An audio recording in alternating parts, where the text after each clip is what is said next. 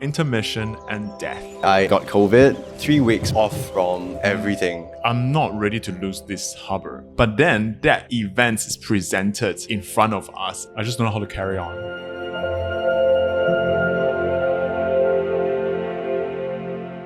Hello everybody, welcome to another episode of Henri and Mike. Today is the 23rd of June 2022. It is a Thursday. At the moment it's exactly 5 p.m. So Mr. Mike, how are you?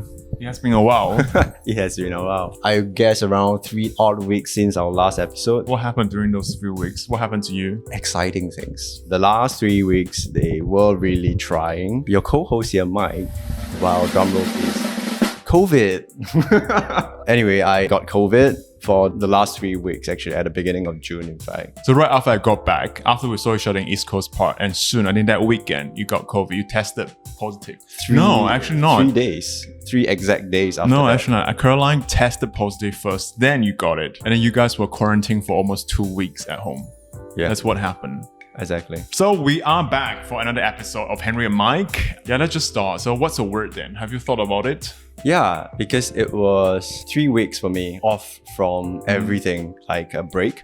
So the word will be intermission for me. Essentially, June is the middle point, of the midpoint of the year. It's exactly Crazy. 15th of June. It's 183 days since the year started. Oh my God. So we are officially in the second half of the year, 2022. We are just left with 100 and maybe 70 odd days to the end of the year. Oh my God, this So- makes so me to feel me- so stressful. For me, it's like a midpoint break. And why I use the word intermission is because it's just like any concert, performance, or sporting events where there's halftime. Yeah. You literally take score of like what happened before Yeah. and then re-strategize and move on again. And on another thing is about this COVID that I had for that 3 weeks. I kind of lost touch with everything around because you're essentially isolated, quarantined at home. You can't get out. Right. It's always indoor. So there's this part where you just feel alone, isolated. Yeah, so I kind of felt that throughout the entire period, that it was very emotional, Right. Yeah, and at the same time, I was really trying to recover. That struck me hard, So what was your enlightenment? that I'm finally free again. All in all, I was out for a good 12 days. Another 1 more week, that means 7 days to really recover. Right. That means the residual of the symptoms to start to go away. So it was kind of a good intermission at the midpoint of the year. So Yeah. what's your plan for the next 6 months then? Wow, really?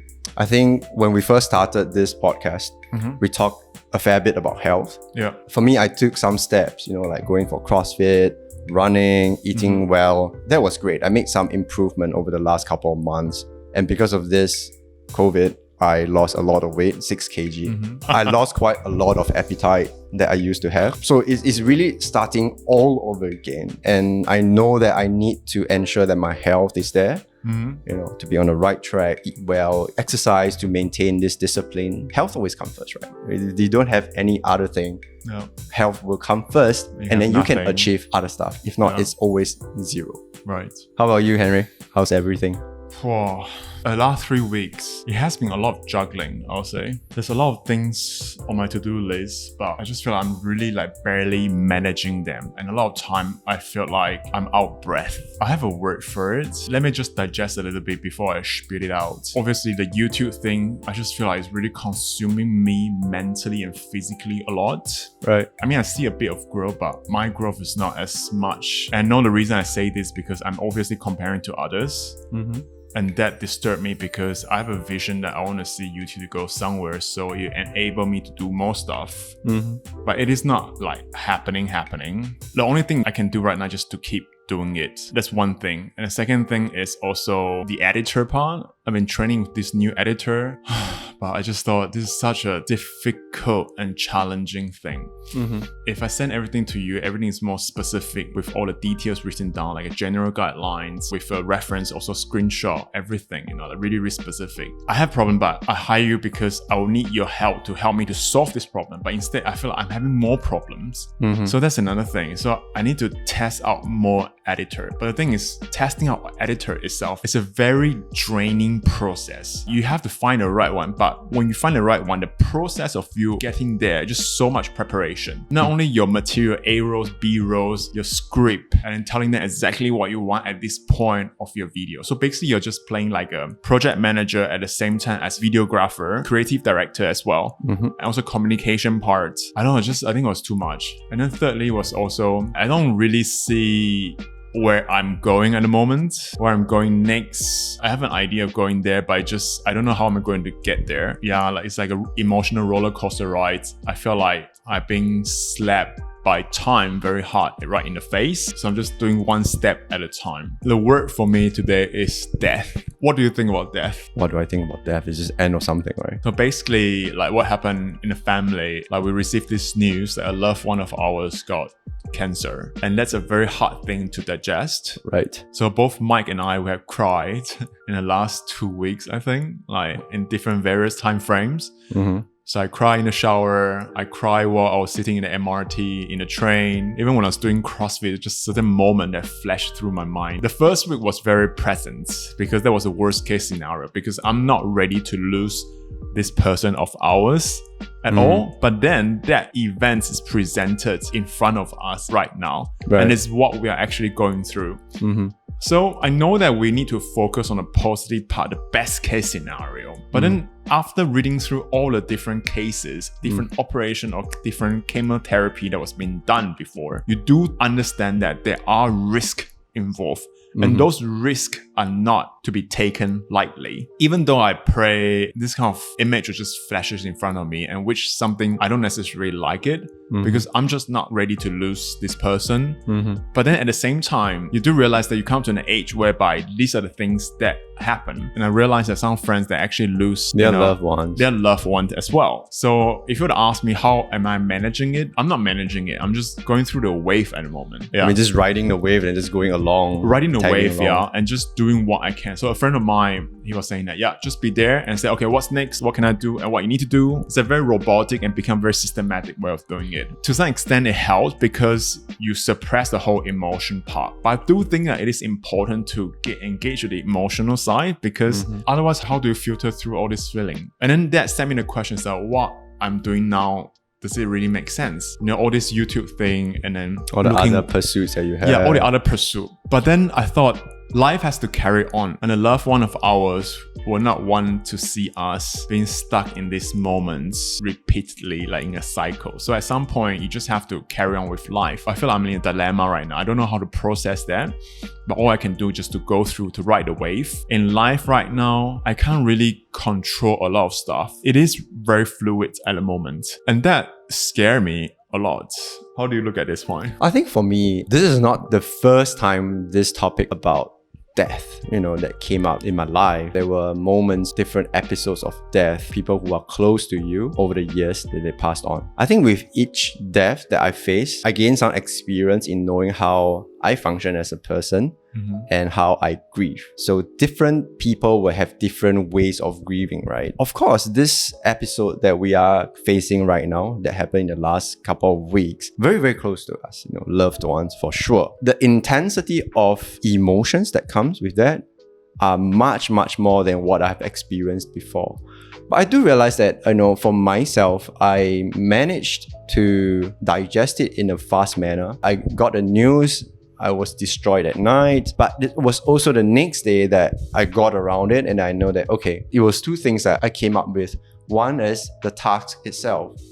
The other one is the emotion aspect of things. I asked myself the question about emotions, is it that you're feeling, and why are you feeling it this way? The answer came pretty fast because this person that's close to us provide a lot of shelter.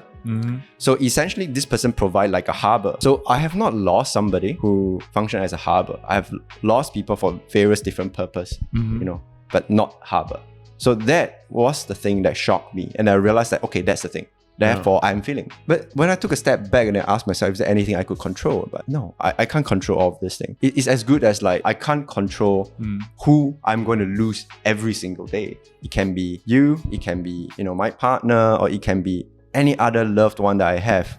Yeah. I can't control that. Or it can be me that I'm leaving, you know. That put a lot of things into perspective for myself. And I realized that, okay, if I cannot control so many things, what I then can control are just two things. One is the way that I approach this emotion. The other way is the task I need to do to soften this emotion as much as possible. So the emotion part, I came to terms with it. I know that, okay, for sure, down the road, if this particular person is going to pass on, there will be a tsunami of sadness, whatever that I'm going to feel in a negative form, they will come. Am I prepared for that? Not really. But how then can I prepare myself is then to ensure the tasks are done. Yeah, so that when I need to feel that tsunami of negative emotion, I can just truly focus on that. I don't need to worry about any other things anymore. So that's the way that I came to terms with it. Definitely different from the kind of experience I have had in the past about death, because those were not as close. They were close, but they were not as close, you see.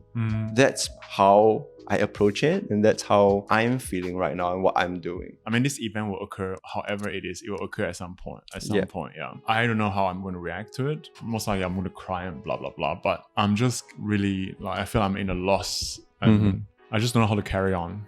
I know that at some point life still has to carry on, but I don't know how to do it at the moment. You know, one thing I realized about this is people grieve differently and react to this kind of things and death differently. Yeah. So a lot of times we are wired in a sense that we see a problem, we want to find a solution, a treatment to it, and then solve the problem, right? More often than not, we forget that this is not applicable to a lot of things that is out of your control. So this death thing is definitely something that is out of your control. Some people get over this fast. Some people take a whole lifetime to come to terms with it. What I can say is find that coping mechanism, constantly search for it, and then come to terms with it as soon as possible. But this soon can be really just a day, or it can be a very long time. No one knows, but take your time. I don't know for you, but I feel like I carry out my day with a heavy heart. I find it hard to smile, hard to laugh. Let me share with you, I shared the news with some of the closer friends that I have.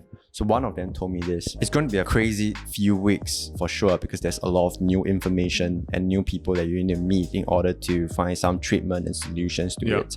But he said this very important thing to me. Don't lose track of the important things. There was an urge in me to ask what is important. But in the end, I didn't ask, because I took a step back and digest these words that he was trying to share with me. Take your time to figure out what's important. Right now, that task thing is one of the thing that's important. And of course, spending quality time with the loved one that matter. These are the two things that was important to me. Very immediate, most urgency. I see it that way, and I believe I listen to my heart, therefore I do it. Yeah, I mean, obviously what's important for me right now is just to be here in Singapore and to spend time with the loved one, as much as possible, right? And that's what I've been doing every single day as well. Great. A lot of time, I just feel everything's very fluid in the moment, because it's a little bit like numb and you're just going through the motion. Yeah, because for something to happen in the future, you have to do certain things now as well. True. So if I don't do it, like even for this YouTube, or even for like searching for a job, or the next destination, all these things, it might not be the priorities right now, but then if you don't do it, it will not lead out to where it will be. You got what I mean? So it's always a time factor. And that's why I find it hard to manage, like so many things. We are experiencing the same episode, but naturally the reaction is different. There's another thing also, you're talking about the harbour thing. That's something I felt very vividly too. Okay. When we talk about worst case scenario, there was a lot of elements involved. There was like a funeral. The hard questions, the hard topics, right? Yes. Exactly. And then I'm just thinking that even for this place that we grew up, you know what I mean? That's, for me, it's like home. And at some point you realize, because of the law, you need to sell it. And I just make me kind of feel sad about it, because this is the memory that you have as growing up, and this is where you call home. This is how I also link to Singapore as well. If this is gone, then I just don't know. I mean, obviously you are still here, but it's different.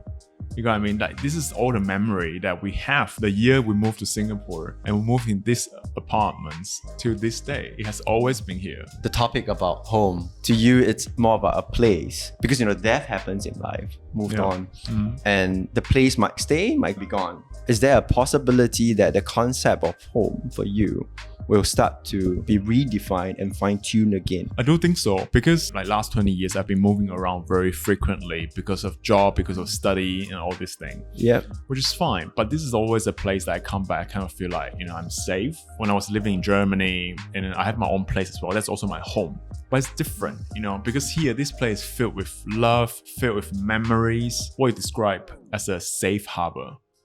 So the conversation we had the other day of letting this place go, I wasn't very willing. And I know that we shouldn't hold on to things like physical thing and materialistic thing. It's not about physical thing I'm holding on to. It's all because this is a place that contains those memories. True. Is it possible to transform physical material aspect of the home into something more intangible, but still somewhat serve the similar function of a home? A couple of years ago, I went back to Taiwan with mom. She was sharing with me that, okay, let's take a trip down the memory lane. I was like, oh, so where do you want to go? Because she grew up in Taipei, right? So she said that, okay, since we have time, let's go to Hualien. And we went to, in fact, 2 places, 2 homes. One is where she grew up, her immediate family, that means our grandparents and her siblings. And then she also went to her grandfather and grandmother's place. Of course, there were a lot of things that she shared with me. But at the end of the day, I asked her about this home, the concept of home. Do you feel that this home still exists? The essence of what she was trying to tell me was that the home has transformed from a physical to something that is more intangible. Naturally, she said that the intangible thing became more of like kinship, means her relationship with me and you as her sons. And that is the home that she's truly looking for and also transformed over the years. So that's the thing I'm ponder upon as well. If anything happens, I'll still come up to Singapore to visit you. But a bit different than before. But on the other hand, when I go back to Europe, which I will eventually, I don't necessarily have what you have now, like a partner or eventually like a family. So that part, it kind of made me think hard, like really hard. Like, why do I even go back? What's the purpose now? The other day when we spoke about belong, the in-group thing, and this place is special because of the people you have met there. And especially the very, very close one that we're talking about right now. Yeah. More often than not, we have always focused on the people around us. Have we thought clearly about yourself, the focus on self? I did ask myself this question this time around. Then I realized that, actually, I have not focused too much about myself. It has always been, okay, let's just go through the major milestones that everybody in the society thinks that is the milestone. And then he's always doing for that. Never about myself. This time around, I realized, okay, I have never thought about it. Let's think about it. One of the results, it was that 2 things that was important to me, that were important to me. The task thing and also spending quality time right now. To a larger extent, I have already separated very clearly into a task and also the emotion aspect of things. That's how I came to terms with it, you see. I have done this kind of thing, this kind of exercise before. I know, for instance, like Europe is the place for me because that's where I, as an individual, I feel the happiest there. Not only the culture aspect, the language aspect, because I constantly feel like I'm growing as a person, but also friends that I met throughout my 20s and even 30s now. I mean, of course, a couple of them left, which is normal. But at the same time, a couple of them still are there. So those are the people that I treasure the most.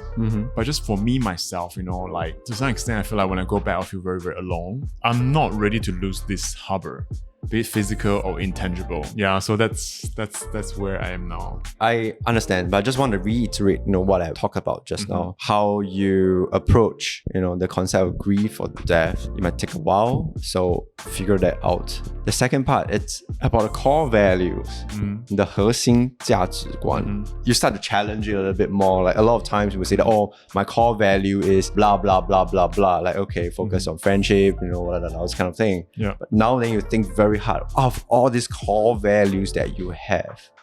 What's the real top core? For me, it's family, for sure. So that's why this hurdle, what we're going through now, is very difficult. I mean, I thought about my own family as well. Like, I can envision myself to have a family. I was working towards that in my last relationship too, but it just didn't happen, which is great because that wasn't the right person for it. But then I know that at some point I would like to have that. But for me to have that, it's a bit more challenging. So I need to work around like a natural way to do it. And that requires even more financial resources. That's also the reason why I'm working very hard on YouTube, because this is something that I believe that it long term put me a bit more sustainable way. I can still split my time between Asia and Europe and still continuously giving value to people. I don't know, maybe just also like how I look at the whole YouTube thing, the algorithm. I want it to grow so it can feel like I'm closest to my dream, like I'm working towards that.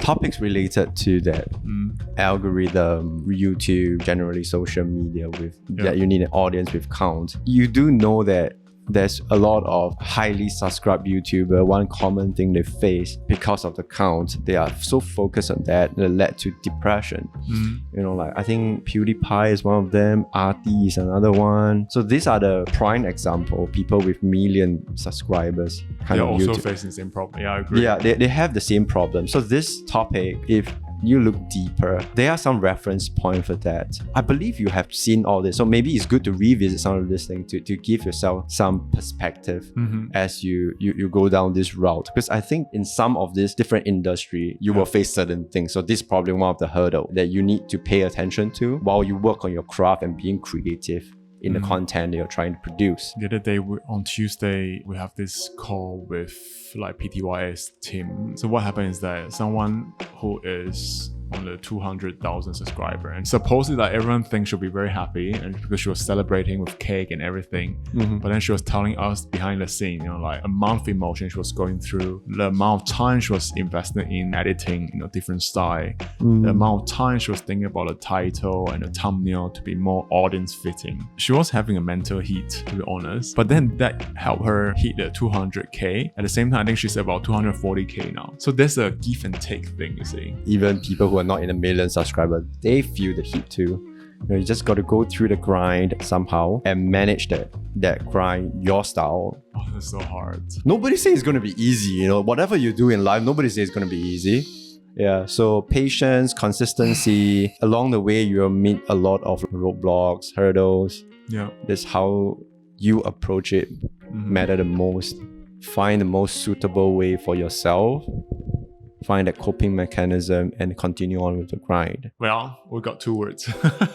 Intermission and death for this episode. Yes. So with that, we come to an end of our episodes, and thank you very much for listening to us or watching us on YouTube, because when you watch on YouTube, you do get to see different montage and different B-rolls, images flying through. So stay tuned either on podcasts or YouTube or on our newsletter as well. With that, we shall see you in the very next episode. Here's Henry. And this is Mike We're signing off. Ciao, ciao. Bye.